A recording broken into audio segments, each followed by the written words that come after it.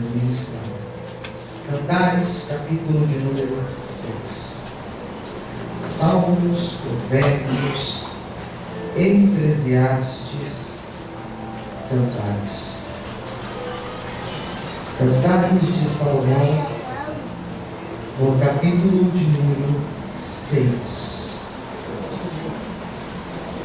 Graças a Deus. Se você perceber, a pessoa do teu lado não percebido, convide para ler junto com você. Graças a Deus. Os que já acharam, digam amém. Amém. É um poema, vamos ler, são 13 versículos, preste bastante atenção.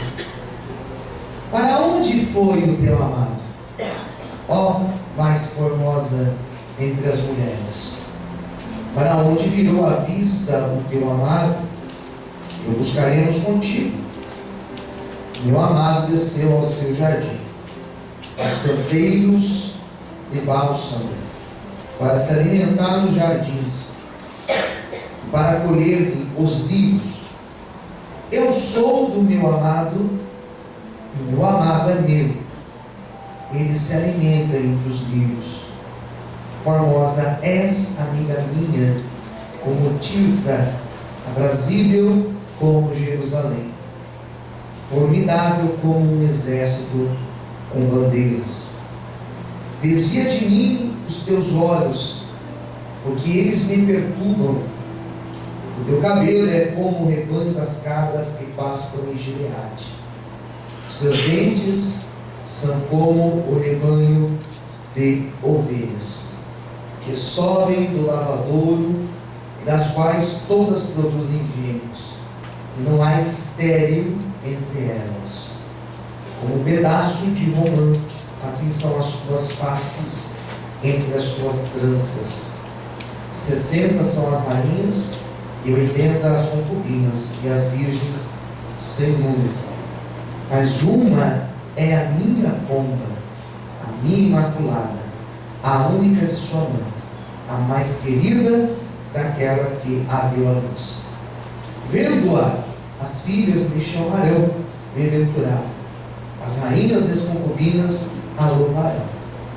Quem é esta que aparece como a alva do dia, formosa como a lua, brilhante como o sol, formidável como um exército com bandeiras? Desci ao jardim das nogueiras para ver os novos frutos do vale e ver se floresciam as vides, se brotavam as moreiras. Antes de eu o sentir, me pôs a minha alma nos carros do meu povo excelente. Volta, volta, ó Sulamita, volta, volta, para que nós te vejamos. Porque olhas para a Sulamita como para as fileiras de dois exércitos, somente até aqui. Oremos, fecha os teus olhos, muda a tua cabeça nesse momento. Senhor Deus e Pai, fala conosco na noite de hoje, através da tua palavra, através do teu Espírito Santo. Ministra, Senhor, o teu querer e a tua vontade às nossas vidas. Venha nos abençoar, Senhor, em nome de Jesus. Amém e graças a Deus. Quantos podem aplaudir?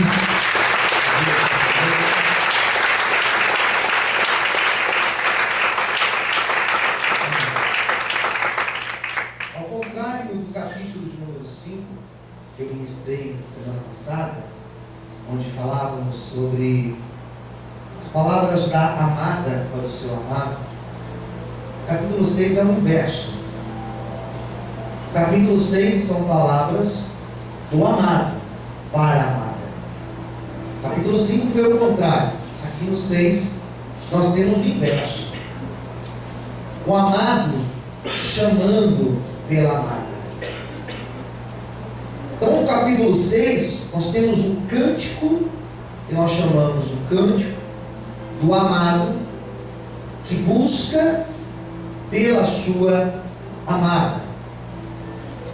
No capítulo 6, existe uma expressão que ela vai estar em outras partes de Cantares, que é a expressão eu sou do meu amado e ele é meu.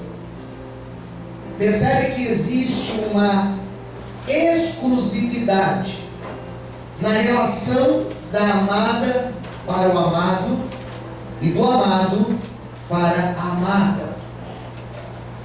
A impressão que eu tenho, eu quero que você preste bastante atenção agora. A impressão que eu tenho nesse texto é que o amado, ele tinha um grande amor pela sua amada. E o texto de Cantares 6 vai justamente mostrar o porquê que ele amava tanto essa sunamita, essa mulher, com quem ele vai dialogar durante todo o livro de Cantares. Por que ela era tão amada? E é o que nós vamos perceber durante todo esse texto. O versículo 1 do texto é justamente a questão que eu quero destacar nesta noite. Para onde foi o teu amado, ó mais formosa entre as mulheres? Salomão foi um homem, a história vai dizer que Salomão foi um homem poligamista. Ele foi um homem que teve muitas mulheres. E talvez o grande erro de Salomão foi ter se relacionado com tantas mulheres e ter deixado essas mulheres influenciarem o teu coração. O problema não está no fato apenas de ele se relacionar com as mulheres que ele se relacionou. O problema está principalmente no fato de ele deixar-se influenciar por essas mulheres.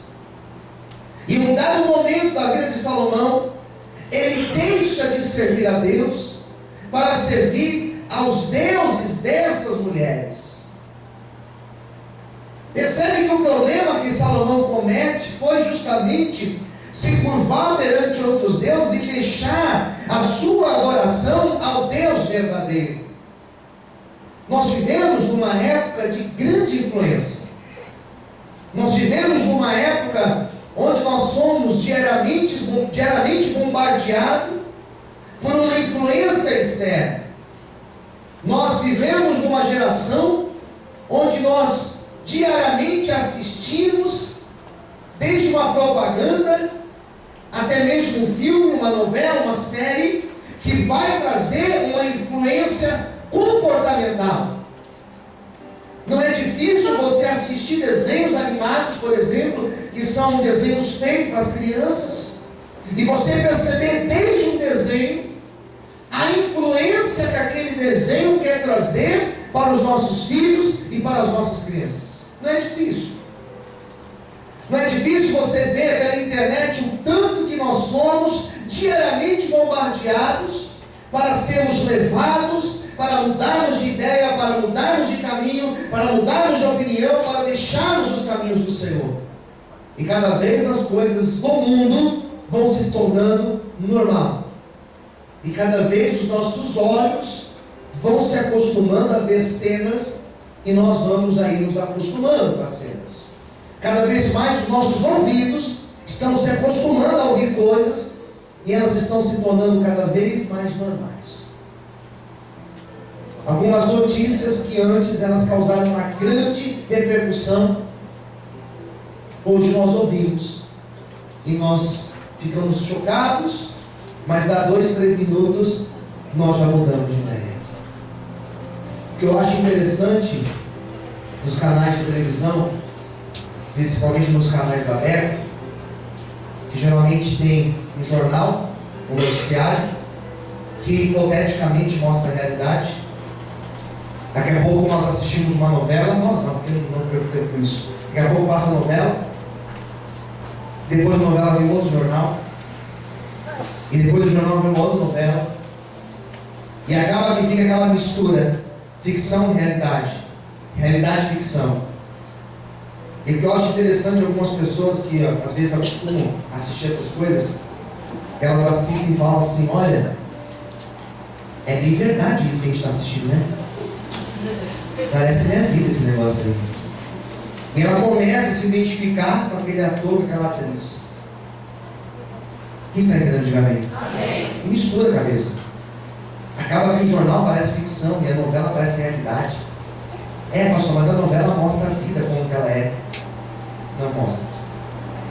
Não mostra. Então percebe que o mundo que nós vivemos é um mundo que quer nos influenciar. Salomão, ele teve muitas mulheres. Foi influenciado por elas? Foi. Mas o que ele falaram no texto aqui, eu acho interessante. Que ele olha para aquela mulher e fala: você é a mais bela de todas. E por que aquela mulher era a mais bela? Será que de fato, de 1000 mulheres que ele teve, será que de fato não existia outra mulher tão bonita como ela? O que eu percebo no texto é que essa mulher do texto, ela tinha algo especial na vida dela. O que eu percebo no texto, que essa mulher, ela era diferente. Quem está entendendo? Diga amém. E não era diferente pela sua beleza. Ainda que o texto do capítulo 6, ele vai descrever os dentes, o cabelo, a face. Eu entendo que o que ela tinha diferente não era simplesmente os cabelos bonitos, os olhos bonitos, os dentes bonitos, um corpo bonito. Eu começo a entender que o que essa mulher tinha diferente era a presença excelente de Deus sobre a vida dela. E eu quero na noite de hoje profetizar sobre a tua vida, que a partir de hoje você também será diferente, que a partir de hoje você vai se destacar lá onde você trabalha, que a partir de hoje você vai se destacar onde você for, porque sobre a tua vida também vai existir a presença excelente de Deus. Todos podem aplaudir e exaltar o Senhor nessa noite. Você pode aplaudir o Senhor. Amém?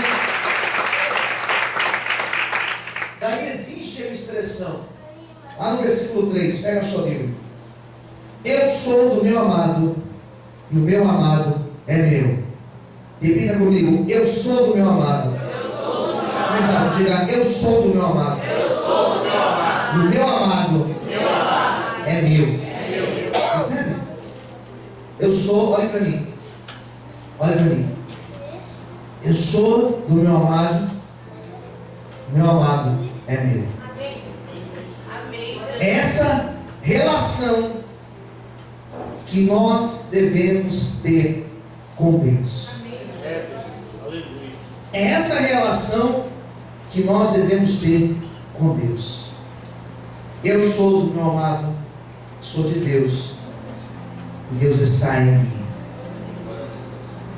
Não é uma posse simplesmente de tomei, não é somente isso, é muito mais do que isso.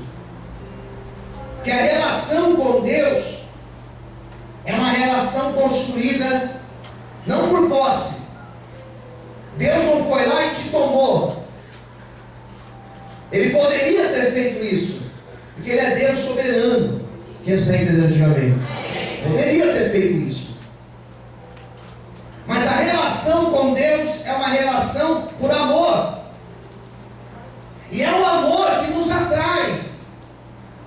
Não é difícil você ouvir pessoas dizendo: eu fui atraído por Deus. Não é difícil você ouvir músicas que falam isso. Não é difícil você ouvir pessoas dizendo: eu sou constrangido pelo amor de Deus. O amor de Deus me dá constrangimento.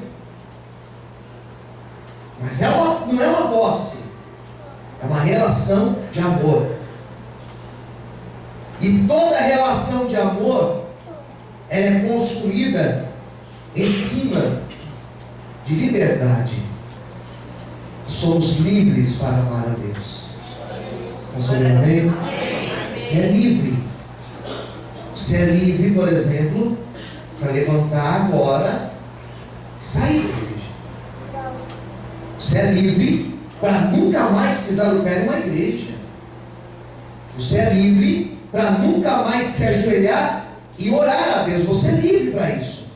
Porque ninguém aqui é obrigado a servir a Deus. Quem está entendendo, diga amém. Amém. Mas aqui existe uma relação muito forte. Eu sou do meu amado e ele é meu. E eu começo a entender por esse texto. Olhe para mim, por favor. Que todos nós pertencemos a alguém. Todos nós estamos presos a alguém. Todos nós somos presos em alguma coisa. A diferença é que alguns escolheram estarem presos a Deus. Tem pessoas que estão presas a vício. E é triste uma pessoa presa no vício. Existem pessoas que estão presas ao passado. E elas não conseguem viver o presente porque elas estão ligadas ainda ao passado. Existem pessoas que estão presas a mágoas. Não vivem bem, porque ainda são pessoas que necessitam ser curadas no seu coração. Se nessa noite você escolheu pertencer a Deus, se nesta noite você escolheu colocar sua vida nas mãos de Deus, da mesma maneira que você está colocando a sua vida nas mãos do Senhor, tudo aquilo que Deus tem, Ele também colocará ao teu dispor. Se eu sirvo a Deus, Deus também é poderoso para abençoar a minha vida. Se eu me dou para Deus, Deus também é poderoso para se dar para mim. Por isso, nessa noite, entregue a sua vida ao Senhor, de corpo, de alma e de espírito. E o Senhor me dará a tua sorte. Vamos poder aplaudir e exaltar a Deus nesse noite.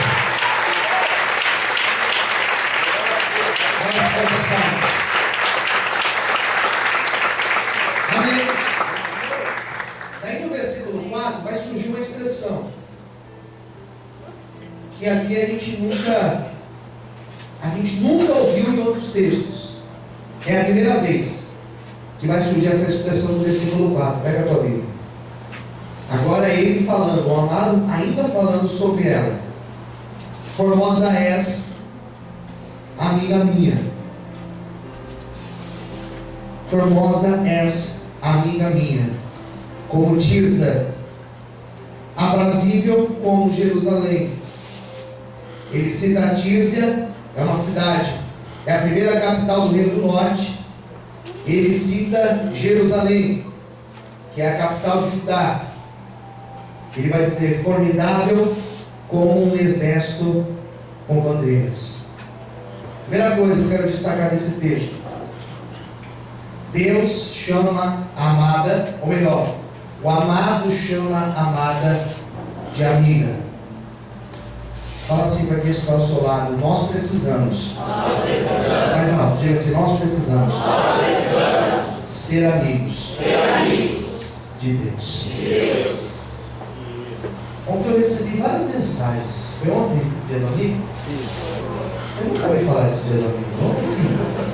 Ontem que eu descobri que dia foi ontem? Dia 20, né? É. Dia 20 é dia do amigo. Daí a gente manda mensagem, né? Amigo. Amigo. Pergunte para quem está ao seu lado: você tem amigos? Quem tem amigo, diga amém. Amigos são muitos ou poucos?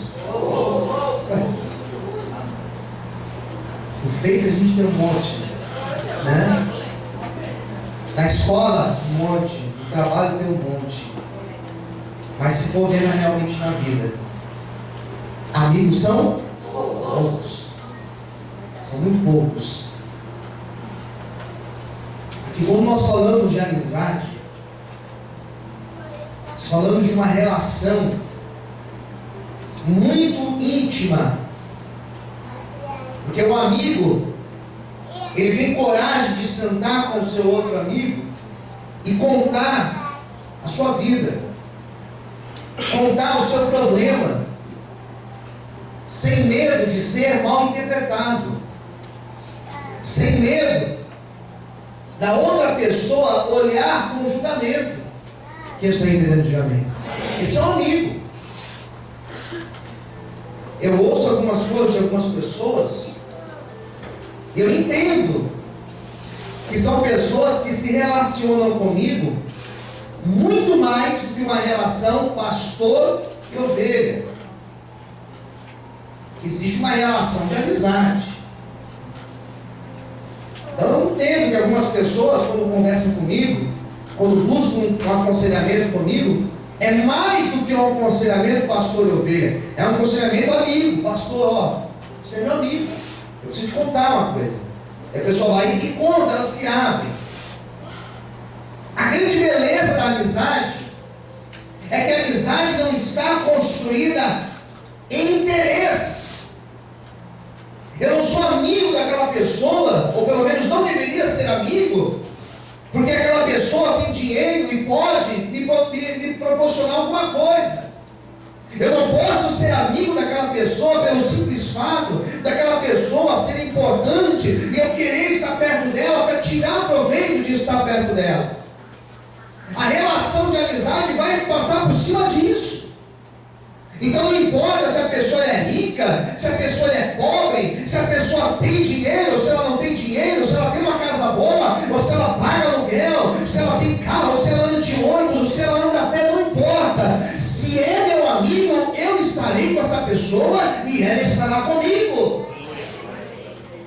E o grande problema hoje em dia na relação com Deus é que as pessoas elas estão se relacionando com Deus não pelo amor de uma amizade.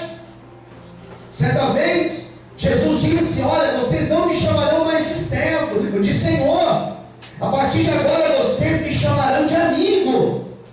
A relação que Deus quer construir comigo e com você, com esta igreja, não é uma relação eu te dou e o Senhor me dá, eu te dou e o Senhor faz na minha vida, eu te dou e o Senhor me retribui. Isso é paganismo. A relação que nós temos que ter com Deus é uma relação sem interesse. O Senhor é meu amigo, eu sou teu, o Senhor é meu. É essa relação que nós devemos construir com Deus, não por aquilo que Ele pode nos dar, mas por aquilo que Ele é para a nossa vida. Aquilo que nos representa. Amém, amado? Quem é amigo de Deus? Diga amém. Amém. Então sirva a Deus sem interesse. Vamos subir amém? Amém. Daí ele vai dizer, preste atenção: formidável como um exército com bandeiras. Daí ele vai repetir essa expressão mais para frente. Exército de bandeiras, lá no versículo 10 ele repete.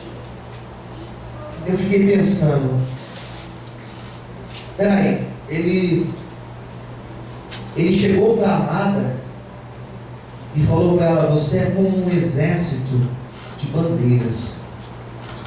Quem que Deus diga amém? Amém.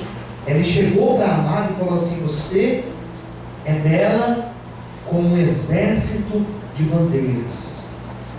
É um elogio que eu não entendi muito bem a primeira vez que eu li. Talvez não fica claro para você também. Que não é um elogio que nós damos. Os homens aqui não chegam para a amada e falam assim: olha, você é como um exército de bandeiras. Ela fala assim: você está maluco? Você tomou chá de livro, você parece um exército de bandeiras. Isso existe. Mas nessa época fazia um grande sentido. Quem entendeu? Diga amém. Amém. A bandeira representa algo interessante. Todo país tem uma bandeira. Todo estado tem uma bandeira. Toda cidade também terá uma bandeira. Nós que torcemos para algum time, futebol, vôlei, basquete, qualquer coisa, tem uma bandeira. Essa bandeira ela tem cores que representam algo. O exército de bandeiras, e aqui faz menção, é uma outra passagem que está lá em Números, quando o povo de Israel estava atravessando o deserto para ir para a terra prometida. Deus falou: vocês vão construir as tendas, tabernáculos, e cada tenda que vocês levantarem, as tendas eram as casas, vocês vão levantar lá em cima e vão colocar uma bandeira. Então a minha família, o meu clã, minha família, elas terão a minha bandeira. Toda a minha família em cima da tenda vai ter a bandeira da minha família. Posso ver amém? Amém. Você tem o sobrenome, o seu sobrenome da família. Silva, Souza, Santos, Cruz é um monte, né? Tem vários aqui, família Cruz, né? E a minha escala, cada um tem a sua, né? Identificação. O texto fala, você como um exército de bandeiras, tem uma identidade, tem uma raiz. Quem entendeu? Diga amém. Fala para quem está do outro lado, você tem uma identidade. Diga se você está debaixo de uma bandeira. E você fala assim, pastor, qual é a nossa identidade? Qual é a nossa bandeira que nós carregamos? É do nosso nome? Não. Qual é a bandeira que nós carregamos, pastor? É do nome da minha família, do meu clã? Nada disso. Qual a bandeira que nós carregamos? É do time que eu torço? Não.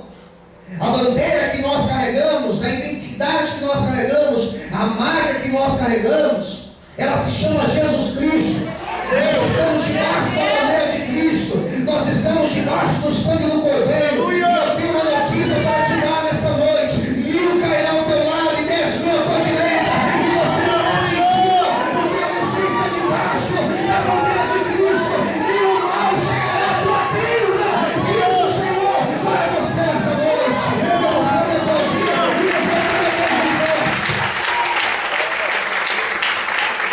Você pode aplaudir, Senhor?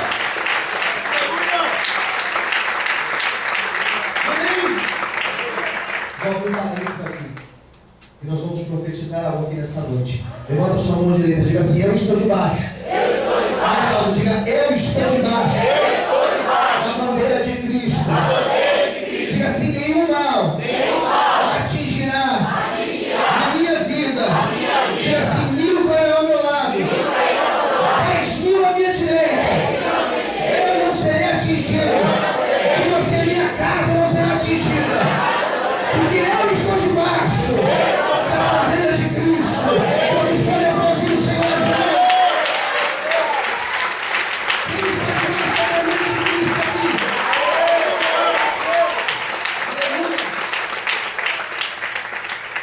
Amém, queridos? Ele olha para a amada e vai fazer um elogio para ela. Vai fazer vários. Mas tem um que eu quero destacar nessa noite. É lá no 9, versículo 9. Tem que pular, que a hora já foi. Olha o que diz o 9. Mais uma é a minha pomba, a minha imaculada. Interessante que ele chama a sua amada de imaculada. Quem que Deus diga amém? Amém. O que é imaculada, pastor? Não tem mácula, não tem manchas, ela é perfeita. Posso ouvir amém? Amém. E esta palavra perfeição é uma palavra que não cabe para nós falarmos para alguém. Você chegar para alguém e falar assim para alguém, você é perfeito. Não, não é perfeito. Perfeito é uma palavra muito longe de nós pensarmos para nós humanos.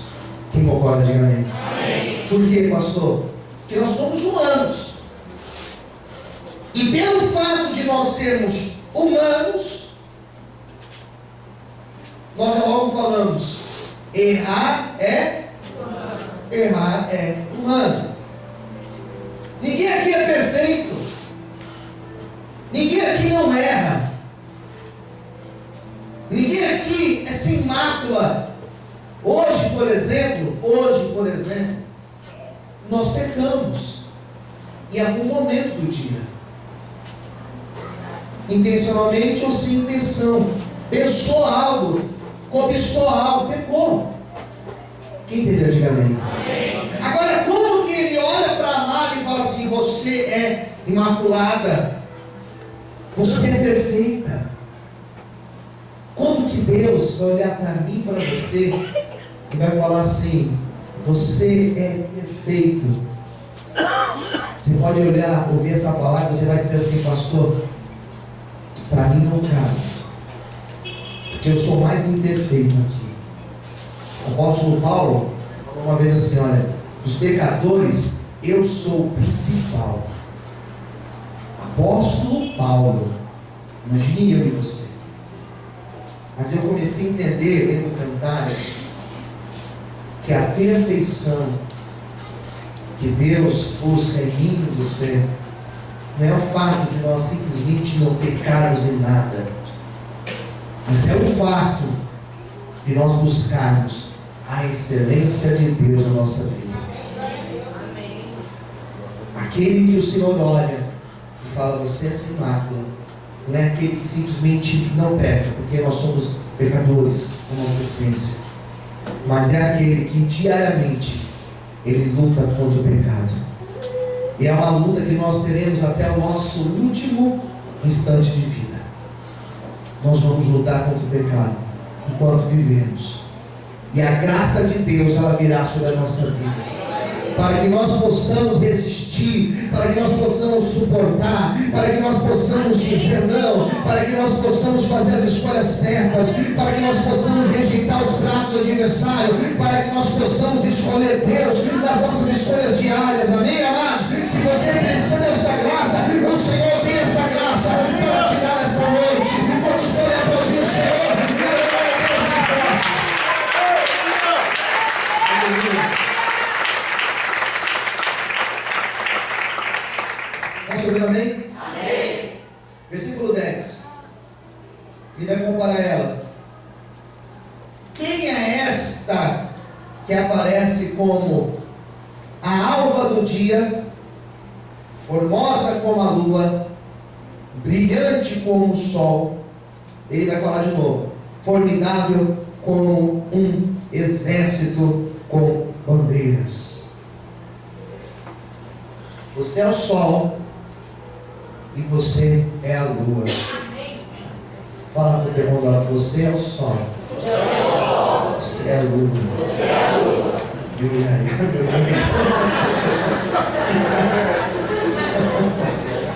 Posso ouvir amém? Amém. Sol e lua. Tem gente que parece uma lua cheia, né? Eis-me aqui, lua crescente, né? Por que ele chama ela como lua e como sol? A lua, ela, acho que semana passada, ou retrasada, que nós fomos no monte, lua cheia. Não sei se foi semana passada ou retrasada. Retrasada, né? Quando a lua está cheia, irmãos, no meio da mata, você olha assim, ó, ela parece um farolete iluminando a noite. Interessante da lua é que ela não tem brilho próprio, ela vai emitir o brilho do sol. Ele vai dizer: tu és como a lua, que à noite brilha. Tu és como o sol. E o sol é formidável, porque o sol, ele não somente brilha, mas ele aquece. Quem entendeu? Diga amém. Amém. Dia e noite, a função de clarear. E eu percebo que quando ele fala que a amada é como o sol e como a lua, ele se refere à função que eu e você também temos de ser luz onde nós estivermos. Fala para quem está perto de você: você tem a função de ser luz, de ser Cristo onde você estiver. Amém? Eu quero liberar essa palavra sobre a tua vida, que onde você entrar a partir de hoje, levanta as suas mãos, que onde você pôr a planta nos teus pés, que onde você chegar, a luz de Deus vai chegar junto, ainda que seja na noite, no momento difícil, ainda que seja de dia, no momento bom, onde você estiver, o brilho de Cristo vai iluminar a tua vida, e vai iluminar pessoas através de você. Todos podem aplaudir e exaltar a Senhor nessa noite.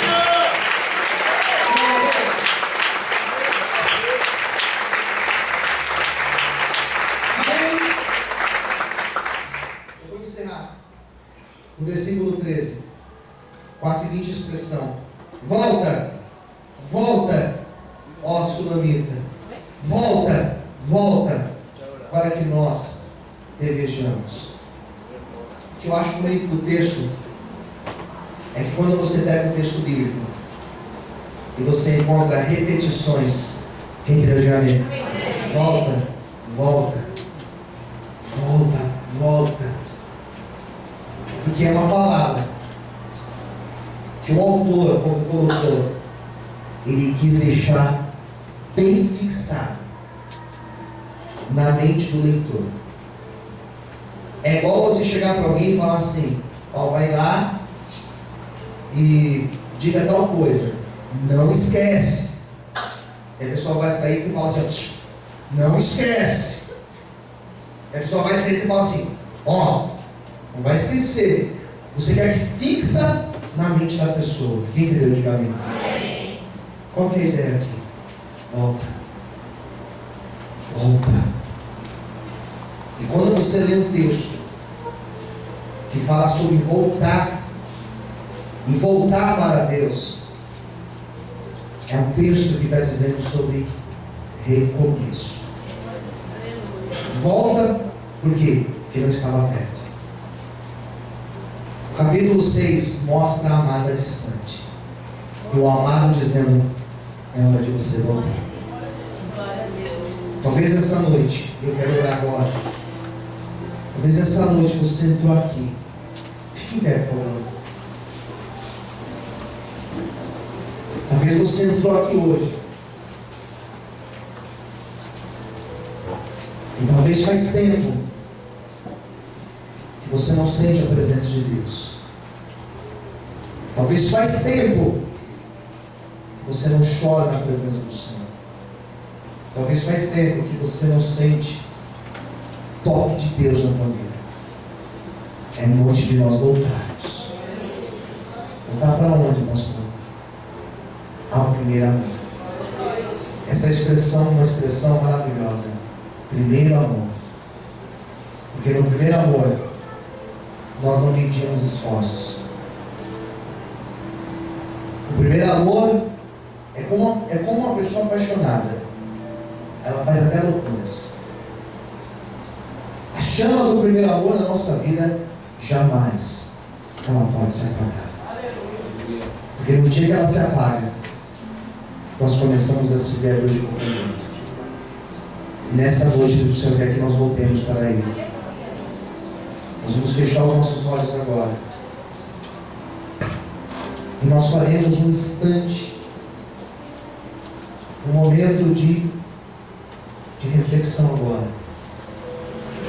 Daqui a 3, 4 minutos eu estarei dando a bênção apostólica, encerrando o culto de hoje.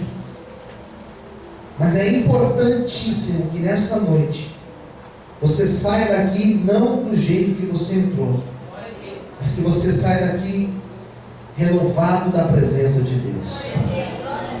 O Espírito Santo, Ele quer agir na tua vida de forma gloriosa. Feche os teus olhos agora, coloque as mãos.